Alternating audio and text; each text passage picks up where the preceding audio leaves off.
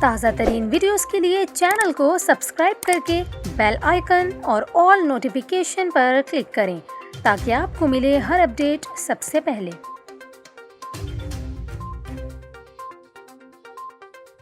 اور ابھی آپ کو بتائیں، وفاقی دارالحکومت اسلام آباد میں HIV پھیلنے کی شرح تشویشناک حد تک بڑھنے لگی۔ وفاقی وزارت صحت کے حکام کے مطابق دارالحکومت میں جنوری سے اکتوبر تک HIV کے 519 مثبت کیسز سامنے آئے ہیں۔ نئے کیسز میں زیادہ تر تعداد نوجوان مرد ہم جنس پرست اور خواجہ سرا کی ہیں۔ حکام کے مطابق اسلام آباد میں کچھ برسوں سے نوجوان ہم جنس مردوں میں HIV تیزی سے پھیلا ہے۔ بڑھتے مریضوں کے سبب پولی کلینک اسلام آباد میں نیا HIV ٹریٹمنٹ سینٹر بنا رہے ہیں۔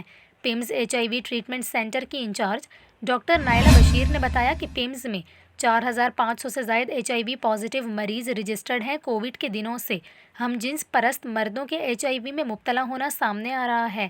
مرد ہم جنس پرستوں میں منشیات کے سبب HIV تیزی سے پھیل رہا ہے۔ اس کے علاوہ نیشنل ایڈز کنٹرول پروگرام کے مطابق رواں سال اسلام آباد میں HIV کے 496 نئے کیسز رجسٹرڈ ہوئے۔ نوجوان افراد ٹیسٹ خود کرا رہے ہیں، جس کے نتیجے میں شرح بڑھتی نظر آ رہی ہے۔ نیشنل ایڈز کنٹرول پروگرام کا یہ کہنا ہے کہ HIV کے پھیلاؤ کو روکنے کے لیے ہنگامی اقدامات کر رہے ہیں۔